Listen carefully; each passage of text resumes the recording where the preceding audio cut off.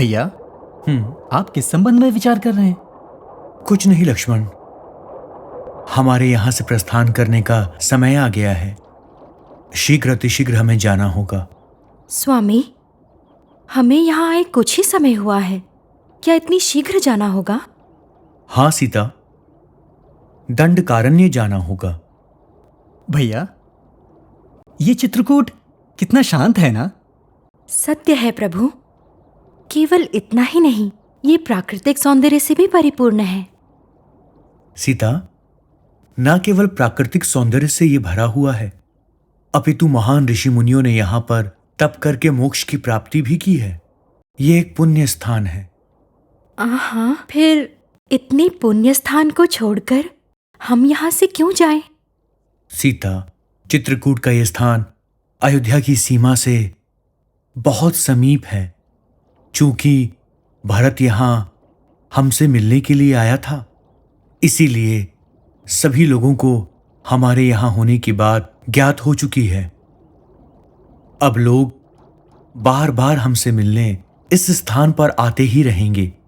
उनके आने से वो भी व्यथित होंगे, हम भी व्यथित होंगे।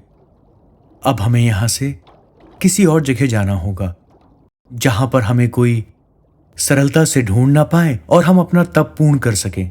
अब हम किस ओर जाएं प्रभु? दक्षिण दिशा की ओर। यहां से प्रस्थान करेंगे। उस स्थान का नाम है दंडकारण्य। वो भी तपोभूमि है। लक्ष्मण भैया, इस स्थान से हम तीनों आज ही प्रस्थान करेंगे। जैसी आपकी आज्ञा। दंडकारण्य आज ही चलेंगे।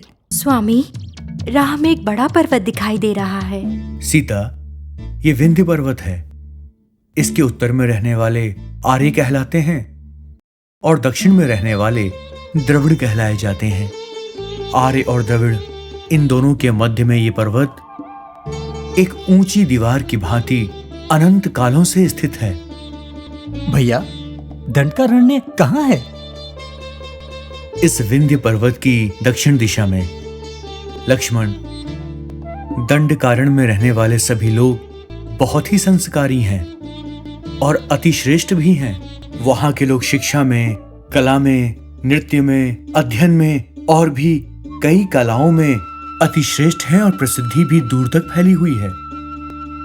ऐसा हमें गुरुदेव वशिष्ठ ने कहा था। प्रभु, इतने बड़े पर्वत को पार करना कठिन है, हम कैसे कर पाएंगे?